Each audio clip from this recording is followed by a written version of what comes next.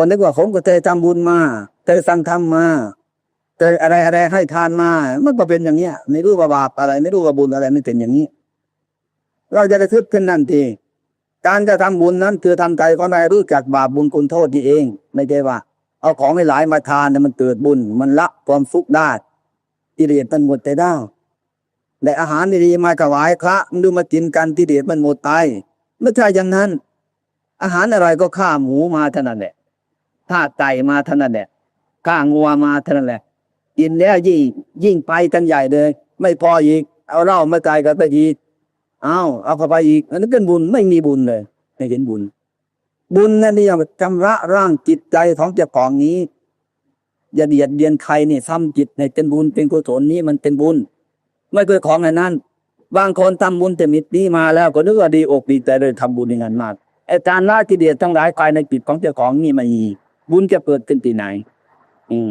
บุญเป็นของที่สะอาดก็เกิดจากของที่สะอาดกายสะอาดวาจาสะอาดใจเราสะอาดบุญนั้นที่เกิดขึ้นมาได้ในที่นั้นอันนี้มันทำบุญกับจินล่าจนหมดทุกคนแล้วไอ้คนทุกเจ้าบุญมันมาหมดแล้วจะเอาไงกันดีวะแล้วตอนนี้มึงนิมนต์พระไปเทศน์ให้คนที่เล่าฟังอีกแต่พระจะไปเทศน์อะไรฟังก็ไปเทศน์มันผิดมันผูกให้ฟังที่ถูกคนที่เล่าสองคนไม่ชอบพระขาว่าพระอย่างนั้นอย่างนี้อาตมาถึงไม่ค่อยไปแต่กินเหล้ากับกินกันจ้ะอย่างเดียวแต่อย่าไปเทศน์ในกันฟังไงไอ้มันเมาเต็มที่มันจะพอละนี่มันเกิดประโยชน์ทางในเกิดประโยชน์แต่พระพุทธเจ้าทำในเกิดประโยชน์สร้างให้เกิดประโยชน์เสร็จตนประโยชน์พวกคุณเองจะทำอะไรก็ให้เกิดประโยชน์จากนั้นนิวรณ์อาตมาไปที่ประตุมที่ไหนอาตมาไม่เข้าไฟทุกคนมันมีคนตั้งคำอันนี้วนไปตรวจแองเสียงรถยนต์เด่นขนาดนั้นแหละหมดกำลังเฉยๆอยู่สบายดีกว่าไอ้สงบอย่างนี้กันมาสร้างทำเอาเหตุผลกันอย่างนี้ดีกว่าอันนี้เป็นหลักพุทธศาสนาคำมากแต่ว่ามันได้น้อยไม่มีราคามากไม่รู้เรื่องเลยบางคนอาจจะไม่ได้ฟังคำอะไรที่นั่นไม่อยากจะฟังแต่เนี่ยคนที่เล่าเมื่อเทศน์ในมัตหิมีมนต์หลวงพ่อเทศน์ก็มีปูไม่ต้องเทศน์มากหรอกนิดเดียวคนไม่อยากได้ของไม่ดีนั่นไม่พอใจนะเอานิดเดียวแต่ของดีก็โกยเอาแค่นั้นแหละต้องหาเวลาเอามากๆก็นั่นแหละนั่นเทศน์จบแล้วก็ยังพูดดีกว่าอีกทางหลวงพ่อจะออกไปไล่ได้อีกละที่เล่าเนี่ยไม่ได้ทำอะไรกันได้หลายอย่างเนี่ยอันนี้ไม่ดีละควรอบรมกันใหม่อันนั้นไม่ใช่บุญอะไรแล้วโดยทำกันไปแต่ไม่ได้ทุกวันมันเดือดร้อนจะมาเพราะอะไรเพราะคนไม่มีบุญ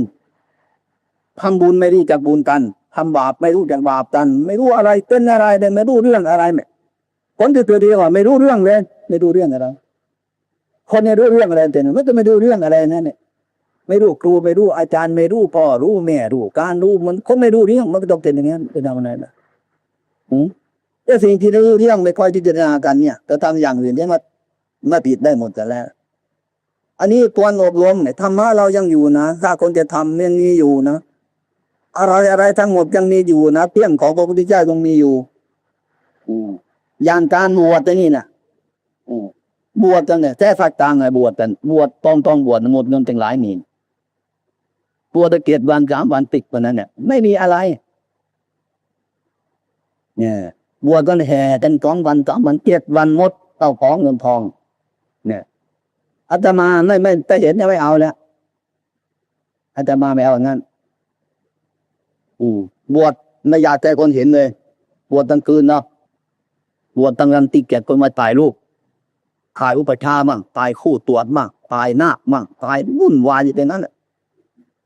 ไม่รู้ว่าเป็นประโยชน์อะไรมากมายตี5 ทุ่มบวชตั้งสบายทาผ้าเราแต่สบายดีก็ไม่มีอะไรบวชแล้วก็ต้องปฏิบัติ7 วันก็ให้ปฏิบัติ7 วัน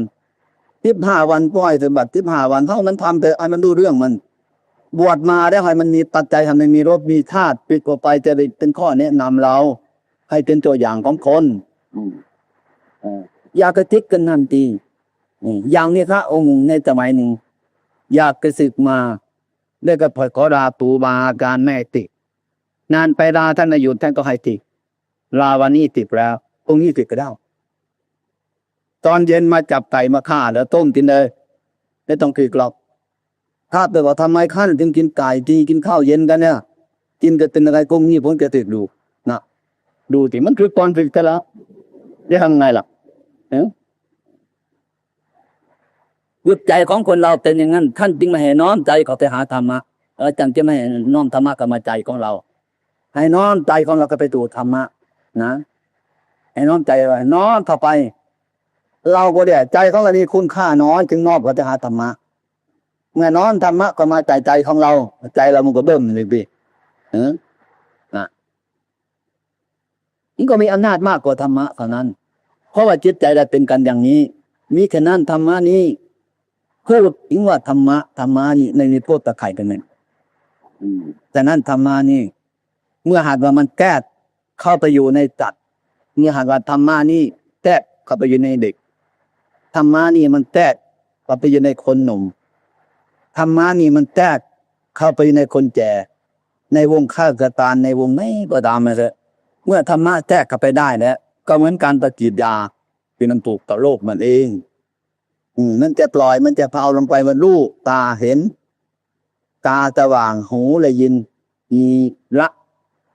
มีการให้อภัยกันทุกสิ่งทุกประการมีทำความชั่วมาแล้วก็พยายามจะต้องละ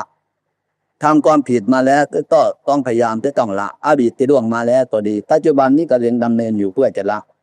อนาคตก็เพื่อจะไม่ให้ทั้งหลายเหล่านั้นเกิดขึ้นมาอีกถ้าเราเข้าใจในธรรมะกันนี้แล้วมันก็เกิดปัจจัยอย่างนั้นมีแค่นั้นในฐานะที่คณะตูทั้งหลายที่มาอบรมในวันนี้ก็ดีแล้วอาตมาได้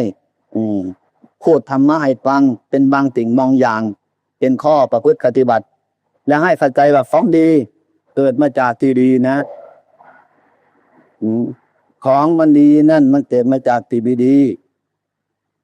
อยากได้ของดีนั่นจะต้องทำเหตุให้มันดีเหตุมันดีแล้วผลมันก็ดีเหตุมันไม่ดีผลมันก็ไม่ดีอันนี้จำไม่ได้แน่ไม่มีผิดแม้ทีเดียวไม่มีผิดถ้าเหตุไม่ดีแล้วสิ่งที่เกิดมามันก็ไม่ดีถ้าเหตุดีมันก็ดีเหตุชั่วมันก็ชั่วแต่ว่าบุคคลเราจะชอบคิดอย่างนี้ว่า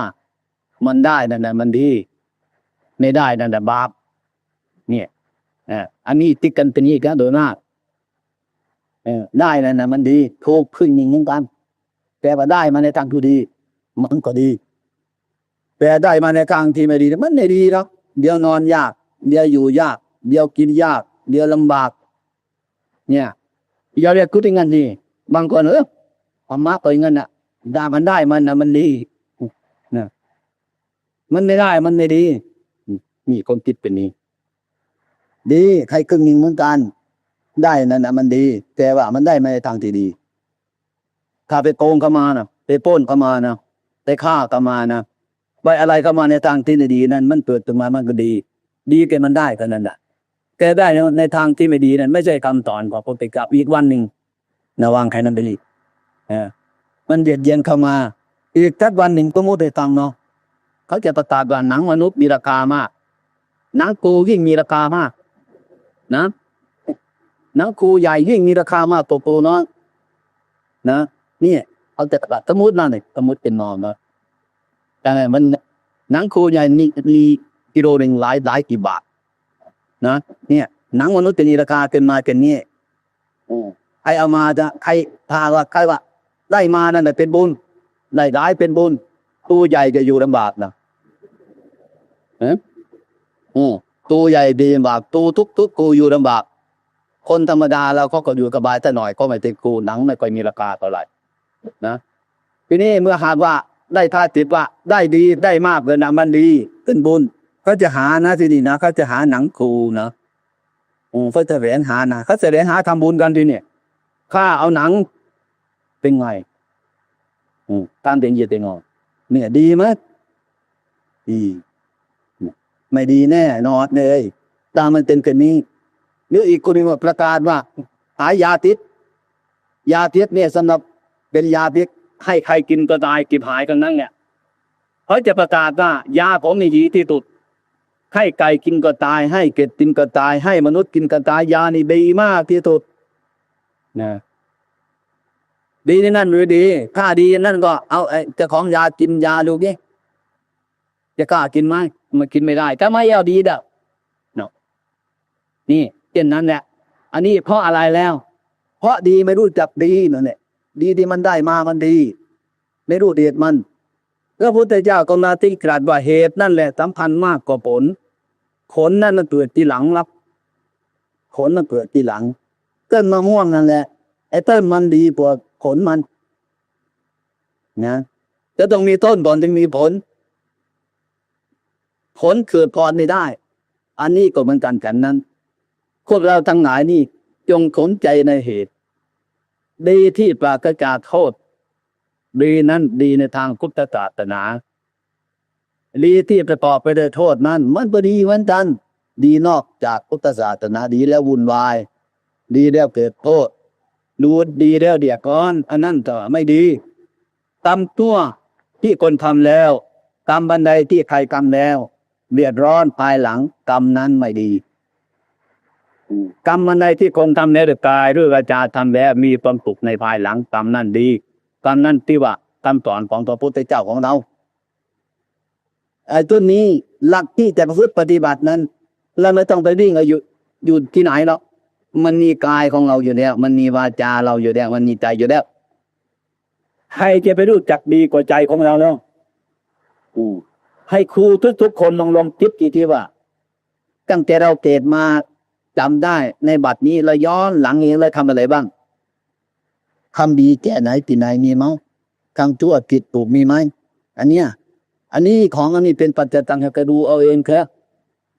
มีคำนั้นแต่ใครจะรู้ดีกว่าเราแล้วนี่เพราะเรารู้เองเราทำเองเราที่เรารู้เองเราทำเองเราก็ปฏิบัติเองเราก็เลิกเองเราก็ละเองเราปฏิบัติเองเราสิ่งที่มันไม่ดีไม่งามที่ติดอยู่ในใจของเรานั้นถ้าเราไม่ชำระมันใครจะมาชำระให้เราล่ะจะให้ตายหน้าที่ของเราไม่ทำใครจะมาทำให้เรามันเป็นเช่นนี้ให้จิตกินนี้มันเป็นธรรมะแต่นั้นให้คณะตูทั้งหลายที่มาฟังธรรมในวันนี้ไปตรวจตราดูเถอะว่าแค่ไหนมันมานี้มันมีอะไรบ้างไหมในใจของเรานั้นมันติดชอบถูกต้องแล้วหรือยังนั่นให้ตรวจดูไม่ใช่แค่ตรวจดูต้นไม้ภูเขาเรากาเราตรวจดูกายดูใจของเราวันนี้นี่ย้อนอดีตนั้นมันมีอะไรบ้างไหมถ้ามันมีที่ไม่ดีก็พยายามละมันพยายามละมันจนถึงปัจจุบันนี้แม้อนาคตที่ยังไม่ทำตัวดีก็พยายามอย่าทำมันอย่างนั้นอันนี้เรียกว่าผู้ประพฤติปฏิบัติเรียกว่าน้อมใจเข้าไปสู่ธรรมะน่าจะน้อมธรรมะเข้ามาสู่ใจของเราอันนี้จะเป็นปัจจัยอันนี้เรียกว่าเป็นเหตุนี่คือน้ำตาลประพฤติปฏิบัตินี้เมื่อไรทำชั่วแล้วทำดีทำดีแล้วแต่ทำชั่วก็ทำดีบุญแล้วก็บาปติดถูกมันตัวผิดถูกจะมีทำบาปมาแล้วทำบุญล้างมันจะได้ไหมได้แต่นั้นพระพุทธเจ้าไม่นี่พระพุทธเจ้าก็ทำผิดมาทั้งนั้นทำบาปมาสาวกก็ทำบาปมาทั้งนั้นทำผิดมาทั้งนั้นแต่ท่านรู้และท่านหยุดนี่หลักอันนี้สำคัญมากอย่างเราก็เหมือนกันนั่นแหละทุกคนนะได้ถูกเป็นทามาเคยกินเหล้ามาอะไรทุกอย่างมาแล้วเมื่อมารู้กันนี้แล้วจะหยุดไม่ได้เด็กกินเหล้ามาแล้วหยุดกินมันได้ไหมหยุดกินมันได้มันไปหยุดบาปกินกัญชาไม่ได้หยุดกินมันได้ไหมหยุดกินไม่ไปหยุดบาปหยุดแต่วันนี้เมื่อกินแต่วันนี้ไก่ก็ไม่น้อยแต่วันนี้ไปนี่เรียกว่าทำบาปมาแล้วทำบุญล้างมันเพราะการหยุดไม่ใช่ว่าอย่าทำบาปซะเอางัวตัวหนึ่งมาฆ่าลงไปซะเอาไปถวายพระสักครึ่งนึงเราก็กินกันครึ่งนึงอันนี้ไม่ใช่ทำบุญล้างบาปกันแล้วไม่ใช่อย่างนั้นไม่ใช่แบบนั้นไม่ใช่แบบนั้นแบบหยุดแบบนี้ทำบุญเที่ยวกันหยุดเพื่อนี่เดือดทำบุญล้างบาปแบบบาปอะไรดีมาล้างในหมดทั้งนั้นแหละใครอยู่แต่ลองดูก็ได้สักคนก็ฝนยังทานเหล้าอยู่หยุดกินเหล้าตั้งกล้าว่าต่อไปเรามันยังเมาอยู่อย่างเดิมจะมาเกลียดอาตมาก็ได้ธรรมะมันดีอยู่อย่างนี้แหละแต่คนเราไม่ค่อยสนใจไม่ค่อยคิดกันเอาจริงเอาจังกันนะมันเปลี่ยนเต็มนี้อันนี้เหตุมันอยู่ที่ตัวของเราอันนี้วันนี้ที่ได้บรรยายธรรมะเด็กกระเร็ดนะบรรยายธรรมะนี่เราจะติดต่อกันนั้นเบ็ดกระเร็ดท แสดงธรรมโดยเบ็ดเด็ดเพราะว่าอะไรมาทุกอย่างก็จับเลยนะเหมือนอาตมาจะไปจับไก่ตัวนี้จับผูกหางมันก็เอาจับปีกขามันก็เอา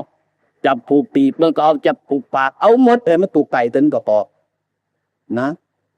พูดเดียกระเดียดมันทุกอย่างหลายอย่างจะเอาอะไรมารวมในวันนี้ให้มันหมดทุกอย่างได้มั้ยไม่มีมันต้องเป็นอย่างนั้นฉะนั้นความที่เบ็ดเด็ดนี้อันนี้สงส์แห่งการฟังธรรมนี้ก็บรรลุธรรมะได้อย่างคงตื่นเงินตันในต้องพุทธการเราก็เหมือนกันแต่แสดงคันไม่ติดต่อหรอกแต่มันเนื่องกันอยู่ไม่ติดต่อแต่ว่ามันเนื่องกันมันเนื่องในการนะเนื่องในการมันเป็นอยู่นี่ถึงเนี่ยไปจับไก่ตัวเดียวจับตูขามันก็ขาไก่นั่นแหละจับถูปีนั่นก็ปีไก่จับตูหัวกับหัวไก่จับตีขนกับขนไก่แล้วจะเป็นขนเป็ดขาเป็ดดอกมันเป็นนี้ให้เข้าใจอย่างนั้นถ้าใครมีปัญญาทางธรรมอย่างนั้นน่ะในอาการเดียวก็รู้ได้ทีนี้ตามทางคดีนี้โยมเขานึกว่าในเวลามีฟังธรรมเนี่ยจะเข้าใจอย่างนี้โดยมากออกไปจากนี้ไปจะไม่เข้าใจว่าเราได้ฟังธรรมความเป็นจริงธรรมะนั้นโตอยู่ทุกเวลาออกเบนไปทางถนนนั้นเห็นตัวนักเป็นกลับกันนั่นแหละเทศให้เราฟังแล้วตัวนักมันเทศให้เราฟังมันแย่งกันกินก้างใช่ไหมนั่นมันแย่งกันกินก้างมันทะเลาะกันนี่เรื่องนี้ไม่ดีเข้าใจไหมยังไงตัวนักมันกลับกันอย่าเอาอาหารแต่มีแย่งกันเป็นแย่งกันกินก้างเห็นหมามันแย่งกันกินอย่างนั้นแล้วก็น้อมเข้ามาแต่อันนั้นเป็นไงนะเราแย่งกันนี่หรือเปล่านั่นแหละเทศแดนนั่นน่ะเห็นหรือนั่งรถไปเข็นต้นไม้ต้นหนึ่งมันโค่นลงนั่นก็เทศให้เราฟังแล้วเนี่ยต้นไม้นั่นเทศให้ฟังอันนี้มันเกิดมาแล้วมันก็ตายนะนี่นะเราก็เหมือนกันมันเป็นอย่างนี้นะมันจะยืนอยู่ต่อไปก็ได้ทุกอย่างเนี่ยก็เดินไปอย่างนี้นั่งแวะไปอีกท่านี้เห็นงัวตัวหนึ่งมันเดินทางในดีก็โดนงางอย่างนั้นมันประเทศให้เราฟังเนี่ยอันนี้งัวนะนี่นะมันไม่รู้ภายถามก็จะเป็นอย่างนี้แล้วก็เลยอย่างนี้ได้เห็นไหมทุกวันได้ก็เดินอยู่ยืนอยู่นั่งอยู่นอนทุกขณะให้โยมทั้งหลายเข้าใจว่าอีธรรมธาตุไม่ความรู้อยู่ทุกเวลาทุกเวลาหรือไปถึงบ้านแล้วนะออกจากแล้วไปถึงต้านไปกินข้าวมาฟังธรรมวันนี้มันหิวไปถึงบ้านเลยกินข้าวมากเกินไปจิตอับนั่งก็ไม่สบายนอนไม่สบายนั่นแหละมันเตะเราฟังแล้วเห็นไหมนี่เพื่อให้เราฟังแล้วมันอึดแล้วนั่งก็ไม่สบายนอนไม่สบายมันมีเป็นกระเดยออกกันมาแหละนี่เส้นทำไมนี่แหละไม่พอเหมาะพอควรนี่เป็นของไม่พอดีถ้าพอดีมันก็จะอยู่สบายนั่งสบายนอนสบายนะถ้าแต่มัวอย่างนั้นไม่กินนะกินไม่พอจ้ะเกิดนอนจนมันถึงอันนี้ก็เทศให้เราฟังอยู่แล้วอันนี้มันไม่พอเหมาะพอควรมันไม่กินข้าวอย่างนี้แหละคนมีปัญญาจะต้องให้ไล่ปัญญาจะทุกเวลานอกจากตายไปแล้ว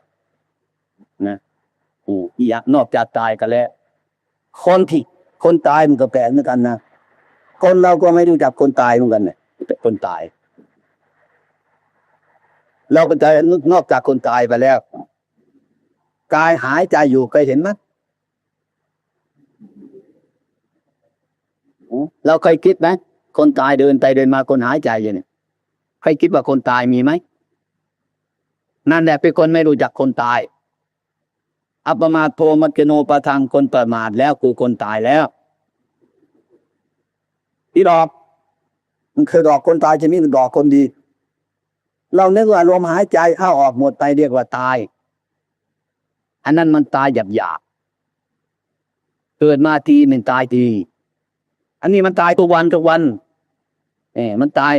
นี่ตายทุกวันหายใจเข้าหายใจออกเดินไปเดินมามันตายอยู่ทุกวันทุกเวลาทุกนาที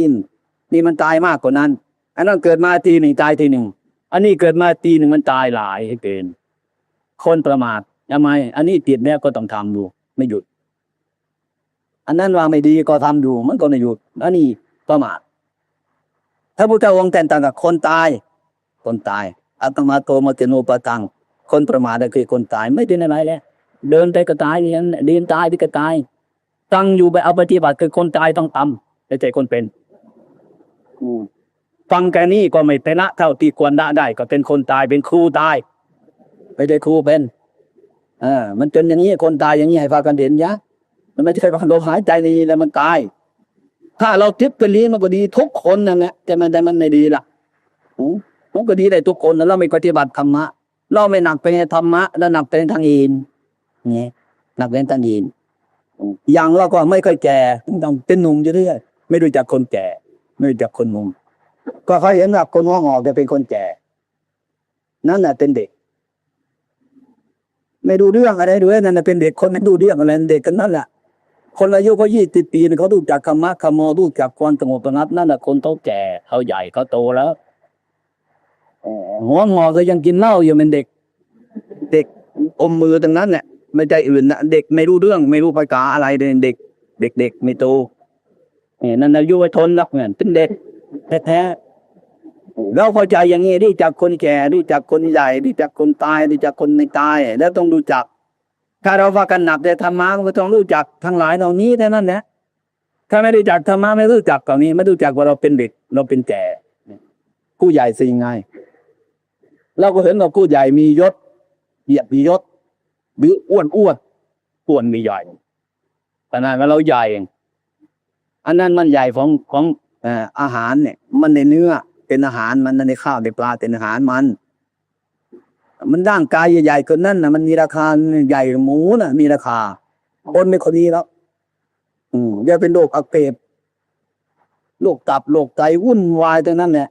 อันนั้นใหญ่นั่นหนีเขากันเปงกันใหญ่ของคนนี่ต้องมีใจใหญ่ใจสูงจะต้องมีการให้อภัยกันจะต้องมีการให้ผู้ป้อมอารีกันต้องนำไปในธรรมะนี่เรียกว่าผู้ใหญ่นั่นเรียกว่าผู้ใหญ่ไม่ก็มาเตือนแต่นั้นวันหนึ่งครูนำนักเรียนมาอบรมว่านักเรียนนี่มันสอนยากครูโรงเรียนเด่นเลยนี่แล้วอาตมาก็ด่าเด็กๆฉะนั้นน่ะมันสอนยากเพราะว่านั่งฟังลาจบแล้วพวกเด็กๆนักเรียนเห็นมาถามว่าไอ้พวกครูเราเป็นไงกันน่ะแต่มาปีนิดมั้ยมึงเป็นอะไรแต่ไม่พูดนี่นิดเนี่ยอาตมาเลยพูดกันหน้าเด็กนักเรียนมันสอนยากมันลำบากก็ควรให้อภัยมันเพราะว่ามันเป็นนักเรียนมันเป็นเด็กไอ้ครูสอนเด็กนี่ในควรแยกสามัคคีกันต้องทำความเข้าใจกันให้มันดูเรื่องไม่ควรแข่งแย่งติ่นตะเนกันเราเป็นแบบของคนเป็นแบบของนักเรียนไม่ควรเห็นแก่ตัวควรในมันสบายในโรงเรียนนั่นในครูนั้นคนนอกบริธรรมะอย่าไปแข่งแย่งสิ่งกันในการนี้ว่าครูเป็นนี้ในควรในอภัยแต่เพราะเป็นครูเด็กๆมันดื้อเนี่ยก็ควรในอภัยมันตึ้งดุปิดเราไม่ตึ้งเด็กพ่อแม่บื้อนั่นแหละไม่ควรให้อภัยลูกมันดื้อควรให้อภัยมันเป็นลูกเรานะก็เด็กๆนั้นมันจะเป็นพ่อแม่คนจะเป็นครูคนมันจะมาจากไหนล่ะเราเป็นครูคนก็ต้องเป็นครูคนครูคารวะครูผู้สอนก็ต้องทำอย่างนี้นี่เอาเขาพูดธรรมะมันจะนี่นะมันตรงไปเลยอย่างนั้นนะมันไม่รู้ว่าใครถึงใครล่ะธรรมะมันเป็นอย่างนี้มีแต่นั้นก็เอาคณะตูทั้งหลายทั้งตูผู้หญิงผู้ชายจะมานี้ในวันนี้มาอบรมธรรมะอาตมาก็พูดธรรมะอบรมให้นะติดถูกอะไรไปติดกระนานะมันตรงไปตรงมามันถูกหน้าตาสีตาสาไม่รู้เรื่องนะถนนเนี่ยตามมันตรงแต่ถูกตวนตาสีตาสาไม่รู้เรื่องมันก็ตรงกับมันไปอย่างเนี้ยอย่างนั้นก็ที่ว่าตรงไม่ได้อย่างนั้นก็ที่ว่าธรรมะไม่ได้อย่างนั้นก็เอายังไงกันนั่นนี่มีมาตรฐานจะทำไงกันนอกจากทำอย่างนี้ให้เป็นคนดีแล้วอย่างอื่นไม่มีจะไปตามใจคนทุกคนไม่มีหรอกไม่มีแต่ว่าข้าโตแค่ตาขโมทำบะบูอีทากัดบีแล้วมันมีอย่างดีไม่ตามไปตามกิเลสของใครทั้งนั้นเนี่ยดีตรงไปตรงมาตรงไปเรื่อยๆไปนั่นดีอย่างนี้แต่ยืนไม่กลับธรรมะอีนายของพระพุทธเจ้าไม่แก้ไม่บัญญัติดีไม่ได้ขอดีแต่ไม่ได้ไม่เหมือนกฎหมายเจ้าโลกเรากฎหมายรายเจ้าโลกเรามาถึงตรงนี้เอาถอนมันออกไปอีกแต่ถึงอยู่ถอนรู้เลยว่าไอ้คนที่ไม่แน่นอนจิตใจแต่ผู้ที่ก่อนไม่ได้บัญญัติไม่ได้อะไรก็สั่งมันเรียกว่าของตายตัวแล้วฉะนั้นธรรมะนี่ขึ้นตรงไปตรงมาถ้าหากว่าฟังถ้าหากว่าใครฟังเข้าใจแล้วจะมีประโยชน์มากทีเดียวเด็ก จะมีประโยชน์จะให้ประโยชน์แก่ตัวเราจริงๆนี่ก็นั่นถ้าอะไรมันผิดพลาดที่ไม่สบายที่อาตมาพูดแต่นี่มันพูดได้เหมือนถอกมันแปลงคนนั่นแหละปะนี่ขวางทางไม่ได้คำว่าเป็นงั้นแกพูดไปงั้นมันติดปลูกอะไรก็ให้อภัยนี่แต่นั่นวันนี้การเวลาก็เห็นกับเหมาะสมนี่แต่นั่นการบรรยายธรรมะมาในวันนี้ก็ต้องควรเตเวลาในเวลาที่กุดผลที่กุดนี้ขอกับท่านทั้งหลายเพื่ออำนาจแห่งคุณพระศรีรัตนตรัยที่พระพุทธพระธรรมพระสงฆ์